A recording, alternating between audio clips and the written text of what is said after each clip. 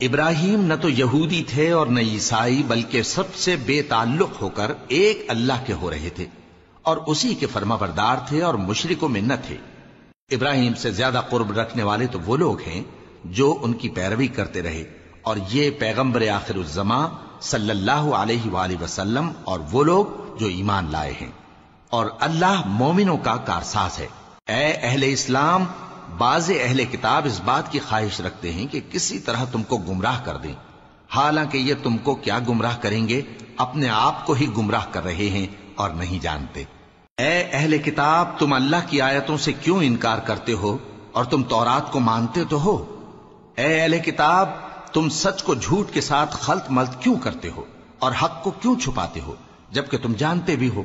اور اہل کتاب کا ایک گروہ اپنے آدمیوں سے کہتا ہے کہ جو کتاب مومنوں پر نازل ہوئی ہے اس پر دن کے شروع میں تو ایمان لے آیا کرو اور اس کے آخر میں انکار کر دیا کرو، تاکہ وہ اسلام سے برگشتہ ہو جائیں، اور اپنے دین کے پیروں کے سوا کسی اور کی بات کا یقین نہ کر لینا۔ اے پیغمبر، کہہ دو کہ ہدایت تو اللہ ہی کی ہدایت ہے۔ وہ یہ بھی کہتے ہیں، یہ بھی نہ ماننا کہ جو چیز تم کو ملی ہے ویسی کسی اور کو بھی مل سکتی ہے، ورنہ وہ تم پر تمہارے رب کے روبرو حجت قائم کر دیں گے۔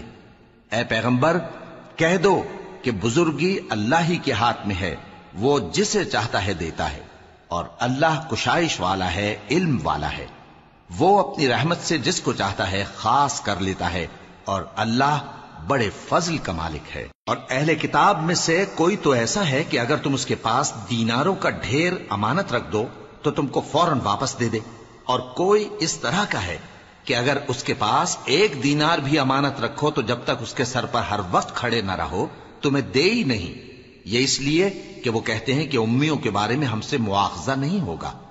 یہ اللہ پر محض جھوٹ بولتے ہیں اور اس بات کو جانتے بھی ہیں۔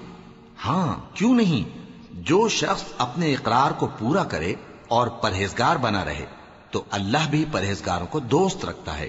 جو لوگ اللہ کے اقراروں اور اپنی قسموں کو بیچ ڈالتے ہیں اور ان کے عوض تھوڑی سی قیمت حاصل کرتے ہیں، ان کا آخرت میں کچھ حصہ نہیں۔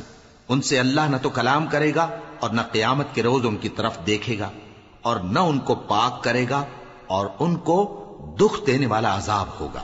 اور ان اہل کتاب میں بعض ایسے ہیں کہ کتاب یعنی تورات کو زبان مروڑ مروڑ کر پڑھتے ہیں تاکہ تم سمجھو کہ جو کچھ وہ پڑھتے ہیں کتاب میں سے ہے، حالانکہ وہ کتاب میں سے نہیں ہوتا، اور کہتے ہیں کہ وہ اللہ کی طرف سے نازل ہوا ہے، حالانکہ وہ اللہ کی طرف سے نہیں ہوتا، اور اللہ پر جھوٹ بولتے ہیں اور یہ بات جانتے بھی ہیں۔ کسی آدمی کو شایع نہیں کہ اللہ اسے کتاب اور حکومت اور نبوت عطا فرمائے پھر وہ لوگوں سے کہے کہ اللہ کو چھوڑ کر میرے بندے ہو جاؤ، بلکہ اس کو یہ کہنا چاہیے کہ اے اہل کتاب، تم ربانی ہو جاؤ، کیونکہ تم کتاب کی تعلیم بھی دیتے ہو اور کیونکہ پڑھتے پڑھاتے رہتے ہو۔ اور اس کو یہ بھی نہیں کہنا چاہیے کہ تم فرشتوں اور پیغمبروں کو معبود بنا لو۔ بھلا جب تم مسلمان ہو چکے تو کیا وہ تمہیں کافر ہونے کو کہے گا؟ اور جب اللہ نے پیغمبروں سے عہد لیا کہ جب میں تم کو کتاب اور دانائی عطا کروں پھر تمہارے پاس کوئی پیغمبر آئے جو تمہاری کتاب کی تصدیق کرے تو تمہیں ضرور اس پر ایمان لانا ہوگا اور ضرور اس کی مدد کرنی ہوگی۔ اور عہد لینے کے بعد پوچھا کہ بھلا تم نے اقرار کیا اور اس اقرار پر میرا ذمہ لیا؟